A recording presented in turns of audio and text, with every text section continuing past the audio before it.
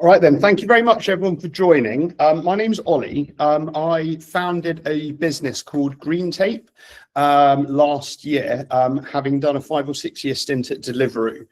And really I founded my business in order to help restaurant brands win at delivery and navigate the whole sales channel, which I know can be hugely complicated. So just a little bit of housekeeping as people are joining. We are recording this webinar, so it will be shared with everyone afterwards. So you don't need to kind of, take too many notes or get pictures of the slides or whatever. We will be sharing it afterwards. There'll be a Q&A at the end as well. So there'll be plenty of time for questions, but feel free just to jump in, pop your hand up, introduce yourself and ask questions as we go as well. I will kind of put in 3 or 4 little breaks throughout the webinar as well. So it'll be very easy for you to kind of think about to ask questions as we're going, or wait till the end. But this webinar is for you guys, right? So make sure you get the most out of it. So firstly, just some very quick introductions. So my name's Ollie. As I said, I set up Green Tape last year. My background is I come from hospitality. So I was a chef back in the noughties for about 9 years, 8 or 9 years. And then I stayed in hospitality and worked in sales and recruitment and consultancy.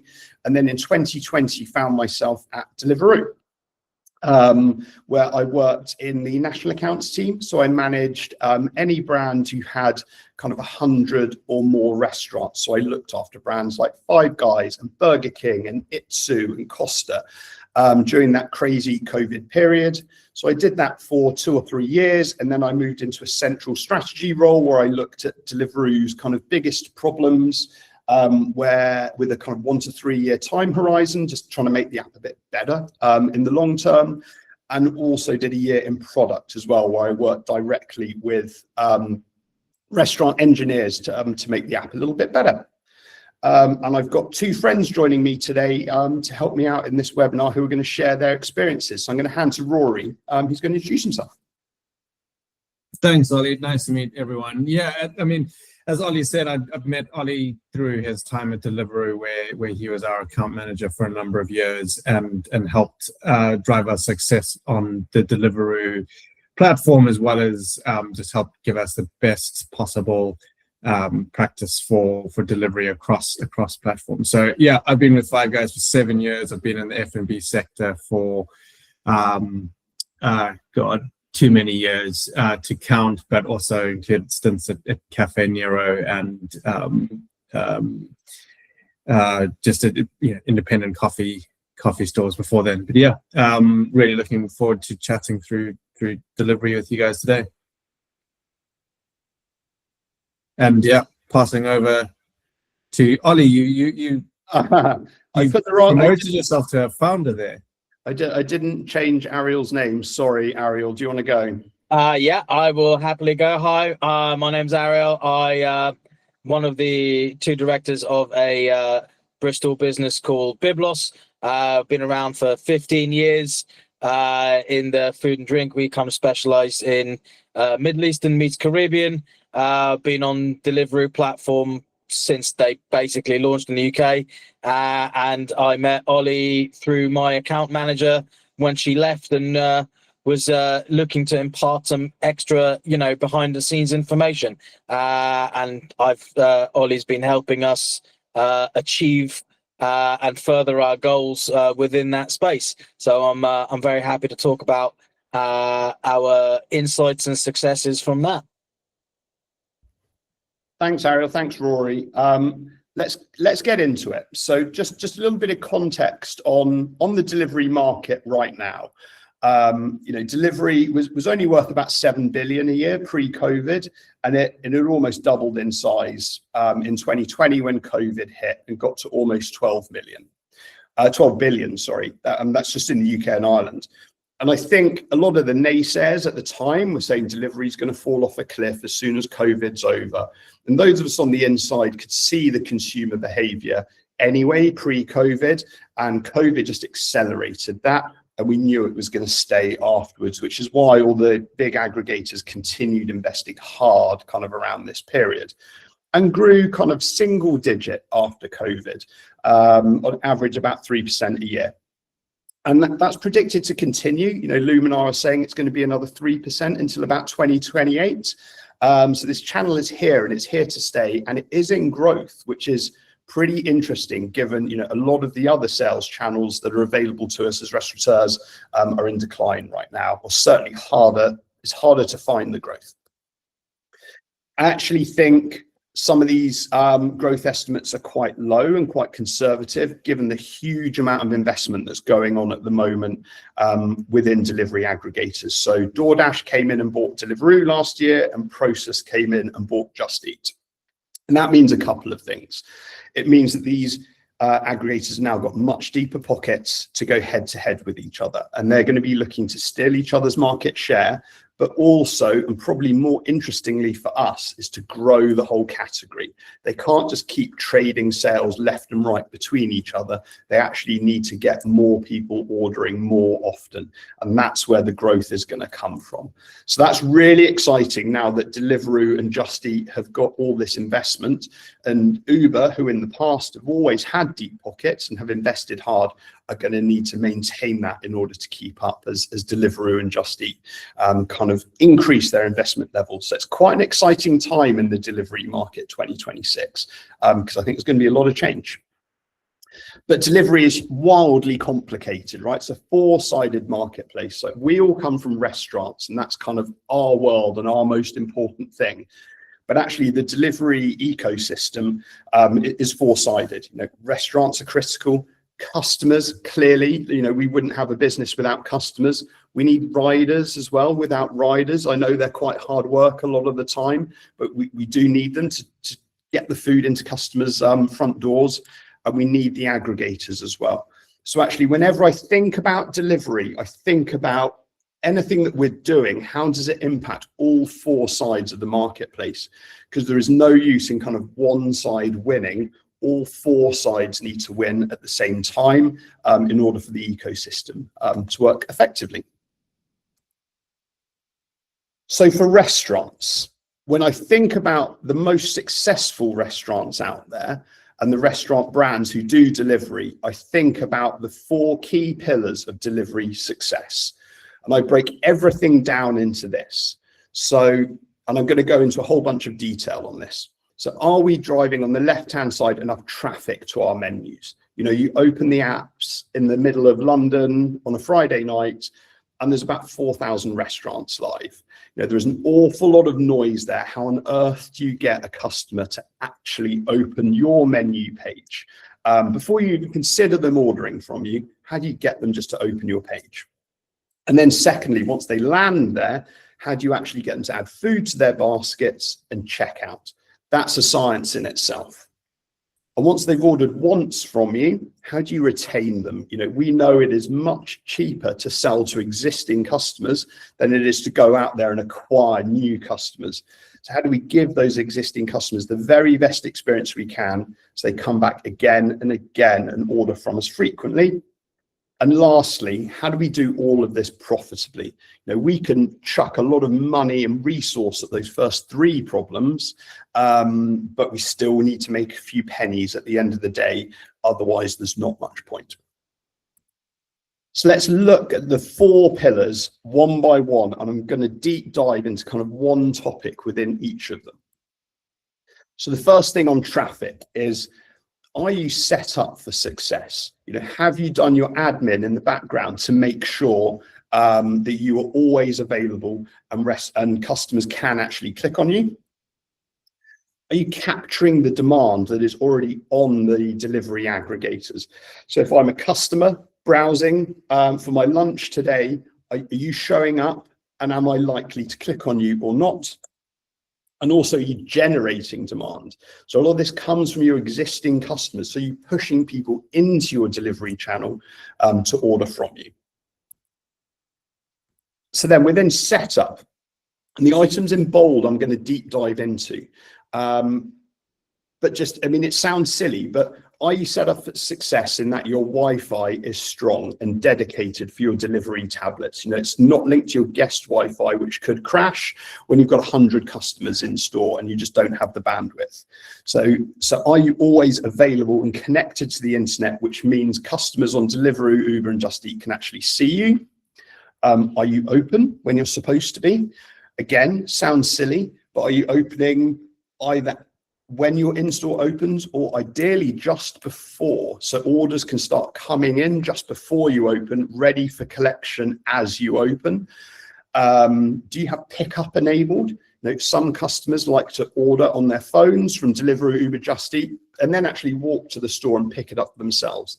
It only accounts for about 1% of sales, but if you don't have pickup enabled, that's 1% of sales you're losing out on, which is, you know, I would take 1% growth in 2026 just for kind of clicking a button. Do you have scheduled orders enabled? So can I kind of, what time is it now? 10:15. Can I browse Deliveroo and Uber now and actually order my lunch ahead for 12:30 when I know I'm going to have a gap between meetings and I'm going to have time to run downstairs, grab my order, come back to my office and eat it? Again, a really simple thing, but many restaurants don't have this enabled for whatever reason. And lastly, on menu tags, which I'll go into in a sec. So then on capturing demand, so this is me just browsing on the platforms. Actually, how do I land on your menu page? And the first thing is kind of good old fashioned SEO. You know, are you using keywords in there to make sure that customers can find you? There's lots of brands out there who don't do this particularly well. So you might be a sandwich shop and you're called kind of Grain and Flour or something like that. Actually, that's not a great name for a restaurant on a digital platform. You know, you need to have the word sandwich and bread in there somehow in order to make sure that when people are searching for sandwiches on Deliveroo or Uber or Just Eat, you show up, because otherwise you're just not going to. Next up is around thumbnails, which I'll go into detail on in a second. Branding, you know, we all spend hundreds of thousands of pounds every year making sure our restaurants are better than the restaurants next door, and focusing in on our branding, our values, our logos. How does that come across on the delivery platform? And then ads. Ads is similar to promotions, which I'll go into more detail on in generating demand. But very simply, you know, you can pay for ads to put you right to the top of the 4,000 restaurants that are live in London right now. How do you do that effectively? You know, you could throw an awful lot of money at that problem, but how do you make sure that that's returning for you? And then generating demand. So this is people who might not be on the delivery platforms yet. How do we get them to order from you on delivery? Do you have a really strong catering offering so that, you know, office managers who want to do a £500 order for their corporate event they've got this afternoon, is that available for them to order? Are you promoting delivery to your existing customers? You know, you've got a bunch of loyal fans in your restaurants. How are we making sure that they are ordering delivery from you as well? If we truly believe that delivery is an incremental sale, you know, I want to go out on a Friday night and have, you know, birthday celebrations or time with my family. That's kind of a given. I'm going to be doing that in your restaurants. But what about Tuesday lunchtime? I'm not in the market to go out for lunch. Actually, you can be marketing to me to tell me that you're on delivery, and I can get it delivered to my office on a Tuesday lunchtime, or maybe a Wednesday night when I get home from work and I haven't had time to cook. Actually, I can order from my restaurant, and that is an incremental sale. And then on promotions, which I'll go into a little bit of detail on in a second. So on menu tags. So really simply, all the aggregators have these navigation tiles or pills at the top of their apps or websites. This is Uber's, and it's scrollable to the other side as well. This is a really, really rich entry point for customers as they navigate their way around Uber, Deliveroo, and Just Eat. It's a way for them to quickly filter through the 4,000 restaurants that are there to kind of get it down to a few hundred. And you have to make sure that you are in the right pills and navigation tiles. Now, these are added manually by the account managers at Deliveroo, Uber, Just Eat, something you actually don't control. So you have to actually go in and either sweep it yourself. So, you know, Rory at Five Guys, who's selling burgers, you know, are they in the burgers tile and are they in the fast food tile? Like, that is critical, right? That's absolutely where they should be. It's going to be incredibly difficult to go and sweep 300 restaurants around Europe who to make sure they're all in those tiles. You need to go and speak to your account manager and say, are we in burger and fast food? And also there's going to be a whole host of other tiles to the right hand side around like vegetarian and fries and shakes and things like that. You need to be in all of them. And if you end up doing something which involves, like, I don't know, a Chinese topping in the burger, I know you probably won't do that, Rory, but if you were to do that, make sure that the Chinese tag is added as well, because then you're just going to get a whole bunch more traffic.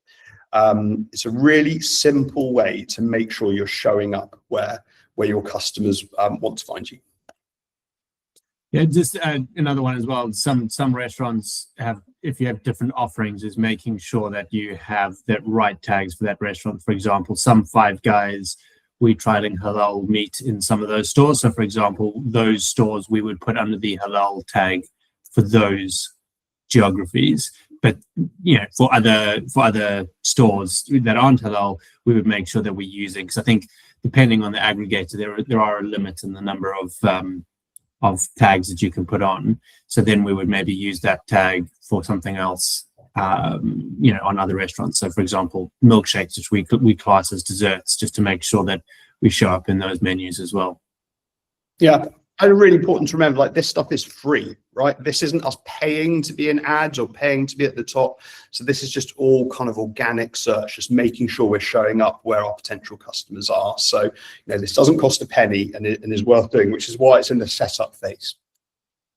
Also worth checking that it's you're sweet talking your Deliveroo or Uber Eats or whatever else account managers, because the harder they essentially they can work for you for free if you are nice to them.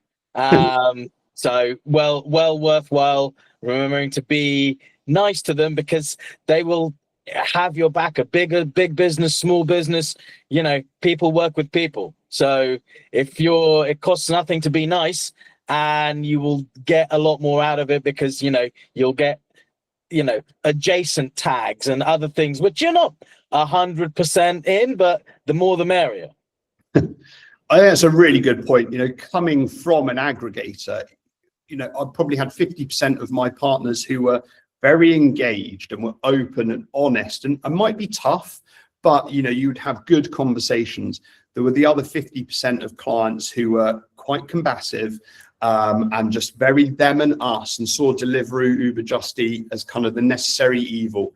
And actually, it's very difficult for aggregators to have meaningful relationships with those partners, which means, as you say, Ariel, when, you know, if I've only got an hour left today and I'm going to do some sweeps of menu tags for one of my clients, I'm more likely to do it for you than I am, you know, the guy next door who's shouting at me. So it is worth getting on well with your aggregators. Right, thumbnails. So this is me last night. I stayed in a hotel in London and I was looking for my dinner, and I searched by the burgers pill. And this is what showed up at the top row on Deliveroo. All fairly kind of nondescript, quite bland photography. I quite like this image actually, but the others are quite lifestyle, and I don't think lifestyle really works within delivery aggregators. We're showing, you know, a breadth of food, but really we should be focusing on one or two hero products. And the best brands that I saw last night who had the very best thumbnails is we're just trying to capture demand and drive traffic to our menus. We're not trying to sell to them yet. We're just trying to get them to click on us. People like Burger King, you know, they've just zoomed in tight on their Whopper meal with some cheese bites. They've got their branding on there. It's very simple. It's quite iconic. It's just doing what it says on the tin. Rory, Five Guys, smashing it. You know, got the hero cheeseburger in there. Really interesting. Kind of half the screen is taken up with the logo and is just talking about Five Guys. Sarah, you've got your hand up. Oh, yeah, I was just trying to turn my microphone on. Just a quick question. So we're constantly told on Deliveroo on our hero images, we can't put our logo, we can't put any wording, we can't put any branding, and we just have to have the products. But then other people get away with it a lot more than we do. So I don't know what the deal is. Yeah, I mean, it's not clear or consistent. When I was at Deliveroo as well, there was that rule or law in place, but clearly people are doing it. I think the problem is around photoshopping. If you're like touching up images to kind of show that you're like pretending that your burger is delicious when it's not, then they very much frown upon that.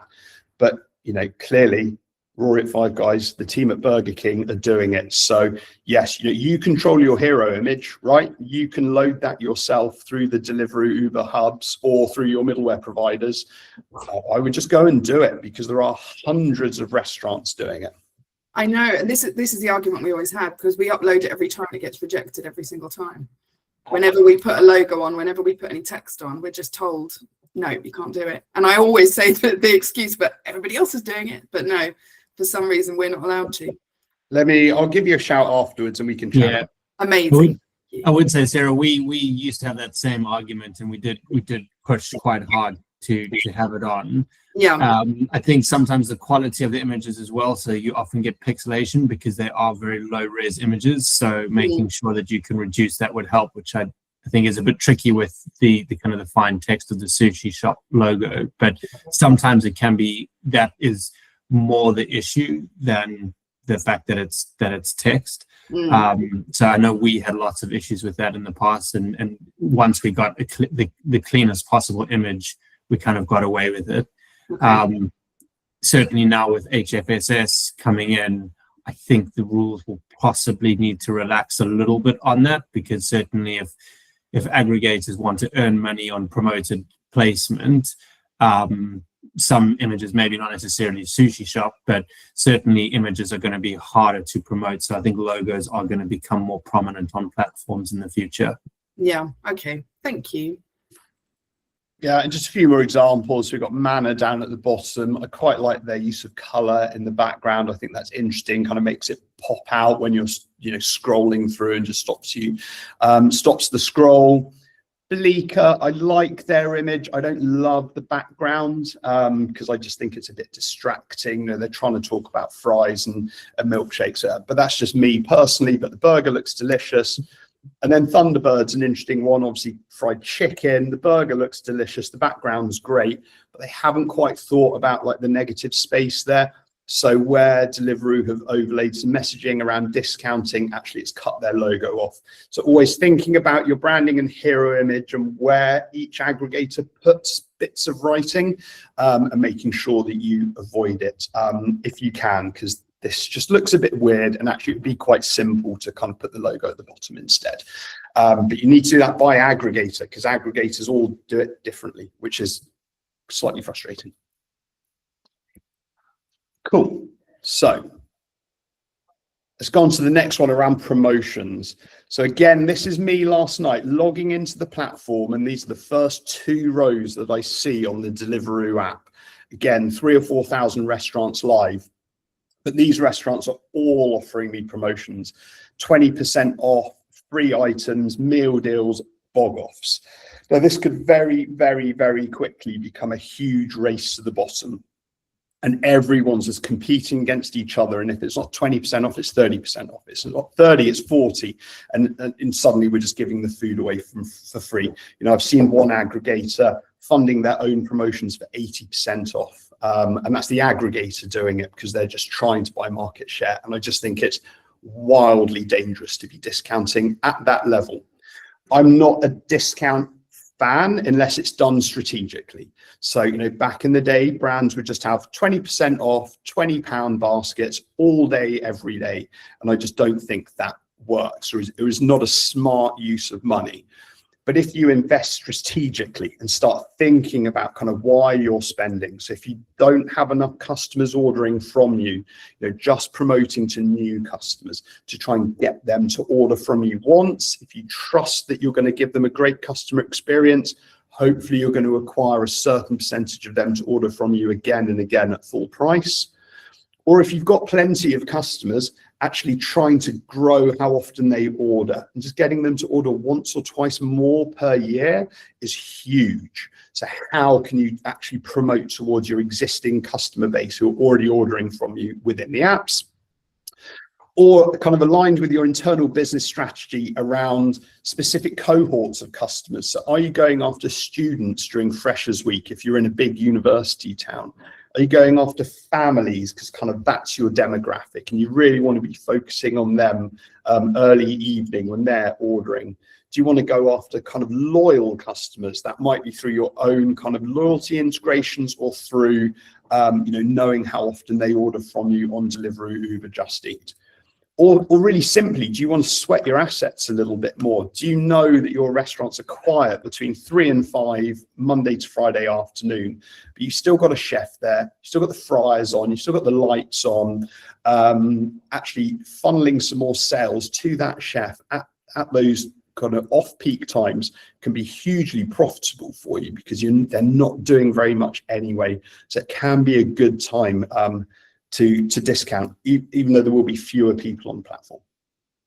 So this kind of promotions and ads are quite similar. So when you're thinking about ads, spending in the same way, focusing on the right customers at the right time and really monitoring it as well, and running, if you've got a big enough estate, running significant tests to say, okay, well, if I spend £1,000 on new customer promotions and ads, what happens? How much do my sales go up versus the half of my estate where I didn't spend any money? Is really, really critical, and you can get quite scientific here. I'm just going to pause for a second because that's the end of our first pillar on traffic, on just how, before we've even started, get people to land on our menu page. Has anyone got any questions, comments, observations? Okay, cool. I'm going to move on. Right, let's get into conversion now. So we spent all this time and effort driving organic traffic and paid traffic into our menu page. How do we actually get people to add items to their basket and check out? The first thing clearly is the menu. Like, we need to have a really, really strong menu available to our customers to make sure they want to order from us. I'm sure, Annika, you might have something to say about this in a second. Value, like, are we providing like great value to our customers? That doesn't necessarily mean cheap, but are we providing great value and great experiences? And lastly, are our operations there to kind of back everything up? So menu, really quickly, like with hero images, do we have really strong menu item images?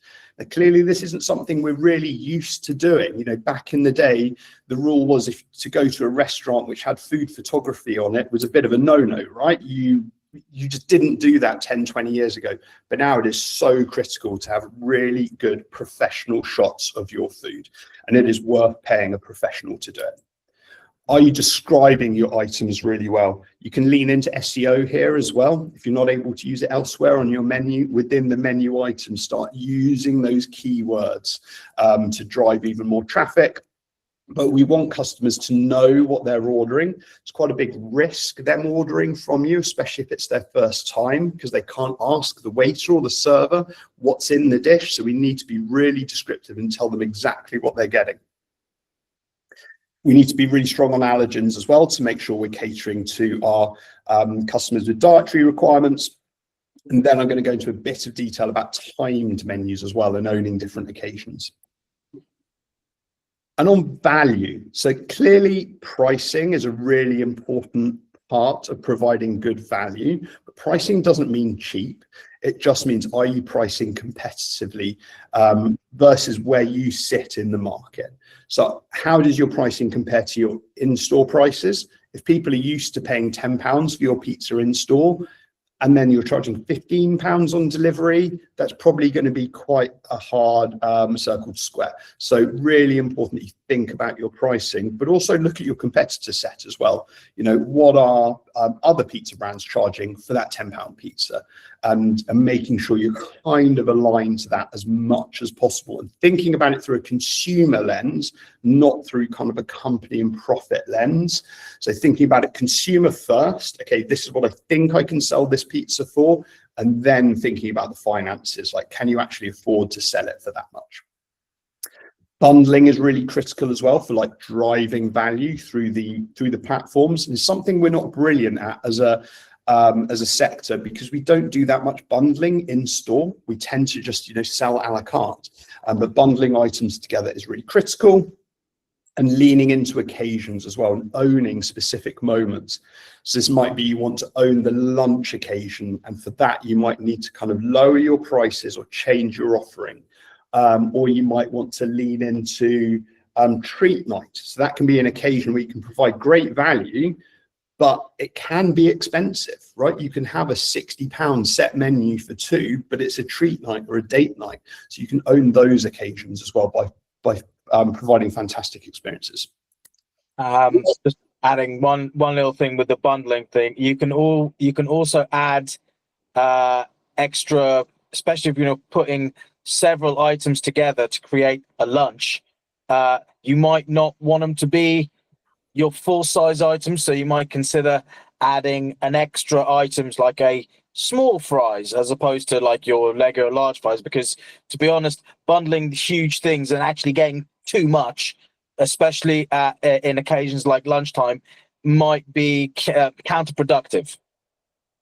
Yeah, absolutely. Really smart, especially, you know, with the rise of Ozempic and all the rest of it. Actually, people are eating lighter now. So creating smaller meals, which inherently are cheaper. So you're providing better value, but it's actually what people want, right? So they don't want to spend £15-20 on lunch anyway, because that's crazy.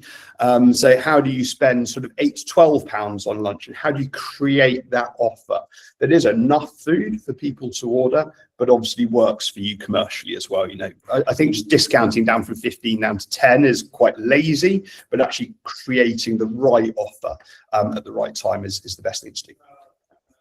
And then on operations, you know, when customers are looking at your menu, they are looking at your ops as well. So, you know, are all the items available? You know, if Rory's gone out and promoted his double cheeseburger on his hero image amazingly, and then I land on the menu and it's not available, that's not a great experience, and I'm not going to order. And if you spent a whole bunch of money and time and effort to get me on your menu page, like, it all has to be available. What do your end-to-end times look like?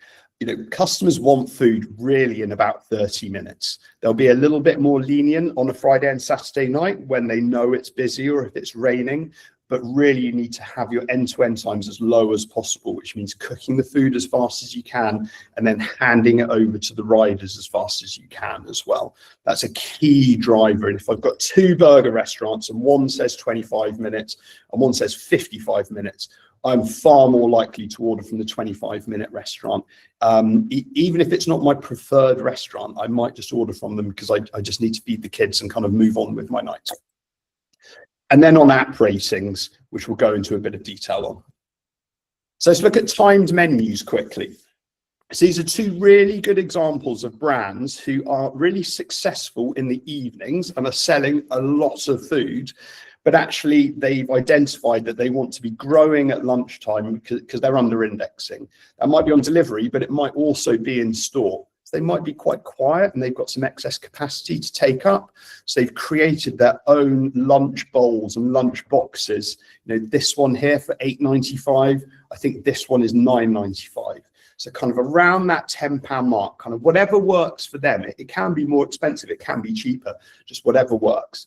But timing these menus, so they're only available between 11 in the morning and 3 in the afternoon, whatever it is. And you can use technology now within the aggregator apps or your middleware providers to make sure that these pop up in the morning, and then in the evening, you return back to your indulgent menus and you're pushing kind of big dishes to share and enjoy in a more indulgent way.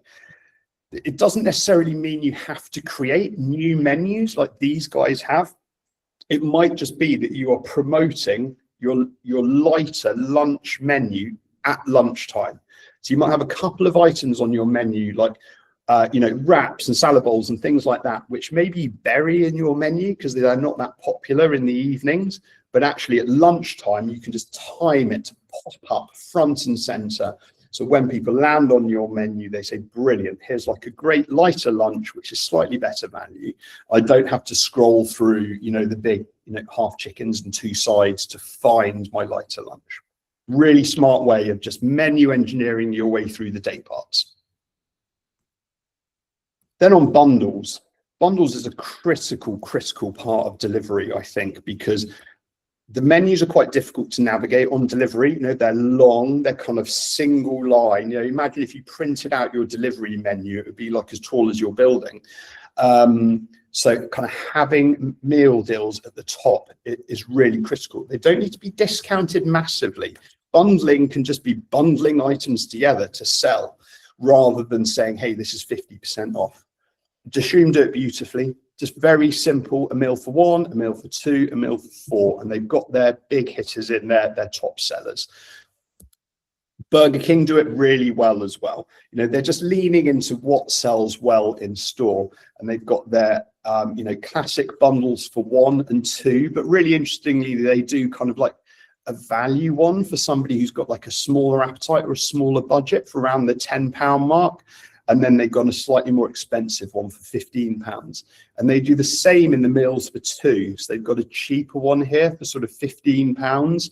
And then their other meals for 2, are really quite expensive, 25 up to £40. But they're just demonstrating, hey, you can come to us and have like a cheapish meal for 1 and 2, or you can really push the boat out if you're super hungry and it's a Friday night and you're just having a bit of a blowout meal.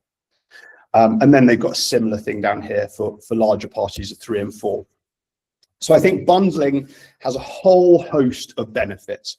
For customers, it just reduces decision fatigue. I can just land on a menu, which maybe I haven't been to before, and I can just say, great, here's what I want to order. Should we get the meal, like if I'm with a bunch of friends, should we get the meal for 4 guys? It's £67. We can get like 2 chicken curries, 2 beef curries, a load of rice, a load of naans, done. It's just very simple rather than having to like go through the whole menu. So just reducing that decision fatigue, reducing that cognitive load just helps customers over the line and actually gets them to convert. And you can provide value, whether that's actual value or perceived value by bundling items together. Like, I don't know if this is discounted to £38.50, this meal for 2, but it kind of feels like it is, even if it's not. So it's kind of giving me that perceived value, and I'm getting a whole bunch of food for 2 people for £40. And for yourself as a restaurant, you are able to showcase your hero items, right? In store, that the waiting staff can say, hey, you should order this if you've not been to us before, and they can guide you through the menu. By bundling, you can actually do that digitally. You can improve your margins by bundling together higher margin items, especially around kind of the sides and the add-ons, which tend to be much cheaper for you guys to produce. You can increase the basket size. Maybe if I was ordering a meal for 2 tonight, actually we'd share a rice and we'd share a bread, and we wouldn't spend £38.50. We'd only spend £32.50, and we wouldn't add in a side dish as well. So this can actually help to build baskets. And lastly, it can help to maintain kitchen operations. So you can put items in there which are quick to produce. It's not going to kill the kitchen, and it's not going to create those blockages which could impact like in-store operations or your rider handover. So you can be really, really smart with bundling around kind of how it impacts you and your P&Ls and your kitchen ops and how customers perceive it. Right, last up on conversion is app rating. So again, this is me last night looking for some Chinese food in my hotel, and these 2 restaurants popped up. They're both very similar, kind of similar hero images. The food kind of looks the same. They're both delivering food to me in 20 minutes. They've both got buy 1, get 1 free running. But really interestingly, this one's got a 4.6 app rating and 200, I can't read that number, 282 reviews. and this one's only got a 4 rating. So me, as you know, a newcomer to this part of London, I want Chinese food. I've never heard of either of these restaurants. Like, the social proof is there for me to order from Papa Noodle. And that's just going to drive a whole bunch of conversion and traffic for me. Once I've landed on their page, I am actually going to check out. It also helps algorithm optimization as well. You know, Deliveroo Just Eat are going to start pushing you up the app if you've got a great app rating, because they just think you're a good operator. Can I add something onto that? There's also a lot to be said, having had conversations behind the scenes, answering when someone leaves you a review and actually write something rather than just giving a 5-star with no comment. Any comments, you know, when you reply to them, it's a bit of a pain. So you can get your kind of managers or whoever's kind of like in charge, give them a couple of, you know, 2 or 3 set phrases and encourage them to, you know, whether it's a good review or a bad review, there's credit available to be given. That is always, that's the best promotion that you can get, is you had a nice time, you left a review, here's £5 off your next order. You've had a bad time, you've not had a thing, we've responded to you, and here's £5 off your next order. Either way, that you're encouraging to coming back to you, and that increases your basically they like it on Deliveroo. The more you respond to the reviews, the better your place in the aggregator pile gets, basically. It's so interesting. Like, I've probably, in the last 5 years, God, how many orders have I done? Maybe like 2,000 orders, something like that. I've had 2 people respond to reviews for me. One was like a little Caribbean place in Bath. And I ordered and I said this was like the best chicken I'd had in ages. And they replied and said that was really sweet. They didn't leave me any money, but they just replied. And that was enough to feel like I had some engagement with this brand now. And I still order from them now. The second brand was Biblos and Ariel, and like sent me a message. This is before I knew Ariel and working with them, but actually taking the time the next day to reply and say, hey, thanks for ordering, is super important. But if you are struggling for your app rating, you can harvest ratings, right? You can go out there. If you're Joy King Lau and you're like, right, how on earth am I going to go toe to toe with Papa Noodle? I need to increase my app ratings. Actually getting out there, writing handwritten messages, putting random acts of kindness in the bags to say, hey, if you enjoyed it, leave us a review. Just getting that volume through can really, really help. And having a hyper focus and saying, you know, if you've got 100 restaurants, who are the 10 that you want to focus on? Because maybe they're just at like 3.9 and you want them to get them to 4. They're at 4.4 and you want them to get them to 4.5. So they kind of go up a tier. Let's focus in on those and say, guys, we really want to focus on ops.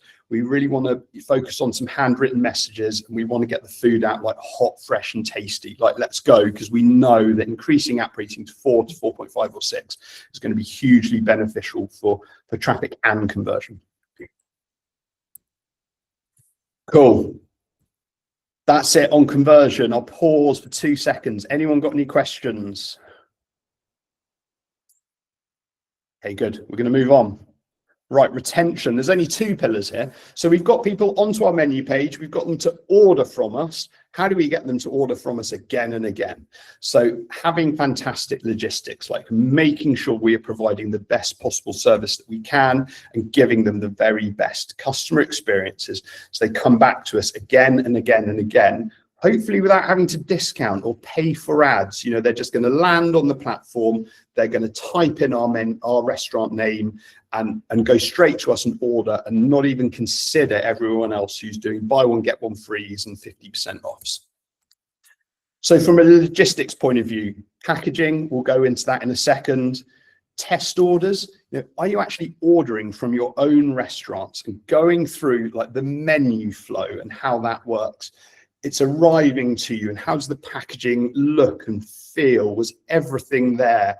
And does it actually work? As a, you know, we eat in our restaurants all day, every day, but are we actually at home ordering from them as well? It's really critical, as well as ordering from our competitors, because we can steal ideas from what our competitors are doing too. Are you getting into your store and working in store at peak? Like, not on a Monday or Tuesday lunchtime? Are we working there on a Friday and Saturday night when they're kind of full tilt, like really going for it? Are we creating bundles which is actually killing the kitchen, which means they're providing a poor experience? Like, what can we do to engineer our menus further to make lives easier for our teams, which means they're going to do a better job of getting the food out the door? And are we providing them with really strong training and SOPs? So many restaurants I've worked with, fantastic. Oh, somebody's coming in. So many restaurants I work with have fantastic training manuals and online training and e-learning for in-store and how we interact with customers on in-store. But what are we doing for those at-home customers? And very often they're forgotten about. The very best restaurants I work with have delivery champions. So they assign one person in each restaurant to be in charge of delivery. This shouldn't be the general manager, because they are just too busy doing everything that a general manager has to do. It should be an aspiring assistant manager who can spend an hour or two a week focusing in on the numbers, training the teams and pushing to improve the logistics and improve the operations. Maybe, as Ariel said, that's the person who's replying to the reviews. That's the person who's kind of getting out there and going to the office next door to say, hey, we do this catering menu, like you should order from us next time. And also with your riders, I know riders can be really hard work, but are we working with our riders to make sure that you become the destination that they want to pick up from? Because if you are polite and kind to your riders, as as Ariel was saying earlier, you're polite and kind to your account managers, like they're going to do work for you. If you do the same with your riders, then they will be more likely to come to your restaurant to pick up your food, which just means it's going to get to the customer quicker, hotter, tastier, etc. So I know it's hard sometimes, especially when you've got 100 restaurants outside the door kind of screaming at you for their orders, but actually making sure that you are the restaurant that they want to come to is really critical. Just add in a little bit on that. They are as the lowest paid and most open to exploitation and other things. The riders, that is, I think, absolutely critical, because we've had incidents in Bristol where riders basically have boycotted certain restaurants where they've been made to wait, and they're never ready, and they're not being poor communications. To their ultimate detriment. Yeah, so I think that is extremely important as the most precarious of the partners, the most open to replacement, the most, all of the things. I think that's really critically important that, they're treated well for your benefit. I worked with, I've done so many orders as a rider in the past, and honestly, I'm used to walking into restaurants and you're meeting, the ops director and the marketing director, and you get, treated really well and offered coffee, and you sit down and everyone's very polite. As soon as you put on a Deliveroo jacket and walk in, you get treated in a very, very different way. And it's just really important that you treat your riders as guests as well. And even just a smile and a nod and a hey is enough. And I work with one restaurant brand, and they used to pack their orders with their backs to the riders. And I was like, why don't you just turn the table around so it's facing the riders, and then you can talk to them while you're packing the bags. That's just going to help you kind of, interact with them. It's just silly things like that which are really going to help. And then just on customer experience, I'm really conscious of time. We've only got 10 minutes left. Order accuracy. I ordered from a Mexican brand last night, and I ordered like a sweet corn salsa to go with my quesadilla, and I didn't get it. I got something else instead. And I'm like, that's really frustrating. And, it didn't spoil my meal, but it certainly annoyed me. And also I got my £3 back as well. So, the restaurant lost money. Are we providing KPIs for in-store team members so they know what they're going after and why they're going after it? Are we doing messages and freebies, and are we leaning into loyalty as well? As I said earlier, our own loyalty schemes and trying to get people to collect stamps to get closer to their free burger, or are we using Deliveroo Just Eat's loyalty schemes to tap into their most frequent customers? So let's get into the details of packaging.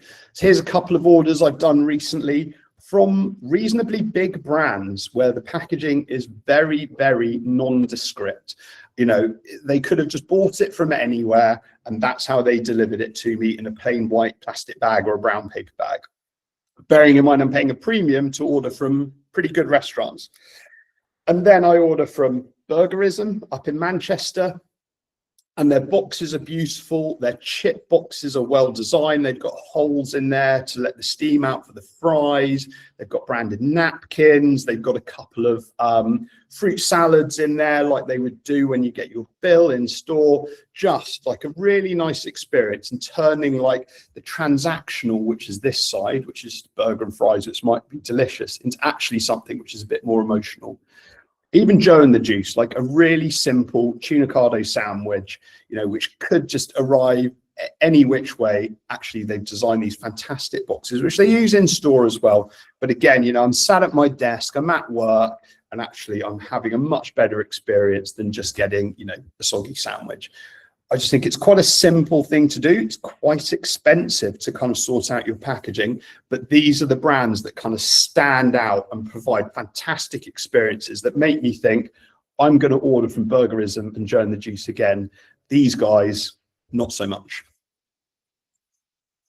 And then on KPIs. So this is a picture from a restaurant. I've kind of redacted a bunch of it. And this was on a whiteboard up on the pass right next to where the drivers collect their food from. And they are monitoring 3 or 4 different measures across the top, across all the delivery aggregators. And I've just left one in there, which is their online time. So they've, as a business, established that online time is a growth opportunity for them. And they're monitoring it across Deliveroo and Uber. Presumably that's where they have problems. And you can see at Uber, they're 100%. So this is like a very visual thing for all team members to go, right, this is where I'm doing well, and this is where I'm falling down. And there's so many metrics being thrown around on delivery, and there's so many different team members.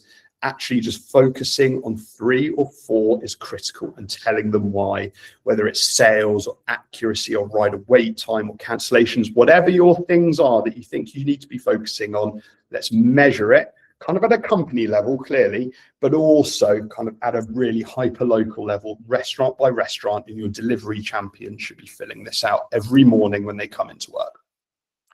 And it should be aligned with kind of the rest of your business, and drive that accountability and change. If I come in tomorrow and this has dropped to 90%, I'm like, who was working yesterday and why was it only 90%?